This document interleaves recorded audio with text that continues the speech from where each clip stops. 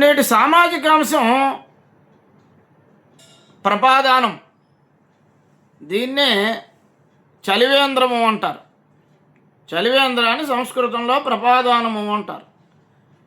సాధారణంగా చైత్ర వైశాఖ జ్యేష్ఠ ఆషాఢమాసములు 4 నెలలు వసంత గ్రీష్మ ఋతువులైనటువంటి కారణంగా చలివేంద్రం ఏర్పాటు చేసి మంచినీళ్ళు మజ్జిగ ఇస్తూ ఉంటారు బాటసారులకు. అది ధర్మశాస్త్రంలో కూడా చెప్పడం జరిగింది. అలా ప్రారంభించేటప్పుడు చలివేంద్రాన్ని ప్రపాదానాన్ని ప్రారంభించేటప్పుడు చెప్పవలసినటువంటి శ్లోకాన్ని తెలియజేశారు. ఆ శ్లోకం ఏంటంటే, ప్రదేయం సర్వసామాన్యం భూతేభ్య ప్రతిపాదితం ప్రధానాత్ పితరః సర్వే తృప్యంతి చ పితామహాః అనివార్యమితోదేయం జలం మాస చతుష్టయః అని ఈ శ్లోకం. అంటే ఈ శ్లోకం తాలూకు తాత్పర్యం ఏంటంటే, ప్రదేయం సర్వసామాన్యం భూతేభ్య, సర్వసామాన్యంగా అందరికీ కూడా ఈ చలివేంద్రం ఏర్పాటు చేయవలసినటువంటి ఆవశ్యకత ఉంది.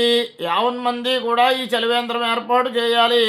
ప్రధానాత్ పితరః సర్వే, ఈ దానాన్ని, ఈ ప్రకృష్టమైనటువంటి ఈ ఉదకాన్ని దానంగా ఇవ్వడం వల్ల పితరః సర్వే 50 మంది, సర్వే పితరులు అందరూ పితృదేవతలు కూడా తృప్యంతి చ పితామహాః, పితరులే కాకుండా పితామహాః తృప్యంతి చ, తృప్యంతి ప్లస్ చ అంటే మరియు పితృదేవతలు ధరిస్తారు, పితామహులు కూడా సంతోషిస్తారు.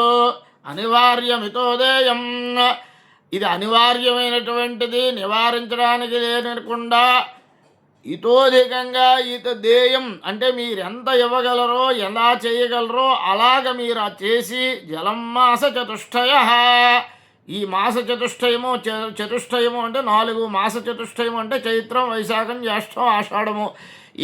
ఈ మాస చతుష్టయము జలాన్ని, ప్రదేయము అంటే ఇవ్వవలసినది, జలాన్ని అంటే ఈ చలివేంద్రం ఏర్పాటు చేయాలి అని ధర్మశాస్త్రం చెబుతోంది. ఇలా ఇది ఒక మార్గము. లేనట్లయితే కనీసము ఒక పర్వదినమునందు ఒక పూర్ణ కుంభంతో ఒక చల్లని కొత్త కుండలోకి నీళ్లు తీసుకొచ్చి అందులో కొంచెం కొత్త బెల్లం వేసి దాంట్లో చిన్న యాలకులు పొడి కలిపి ఒకరికి మీరు దాహార్తిని తీర్చినట్లయితే అది కూడా పితృదేవతల్ని సంతోషపరుస్తుంది అని ఈ యొక్క ప్రపాదానం యొక్క అంటే చలివేంద్రం యొక్క సారాంశము.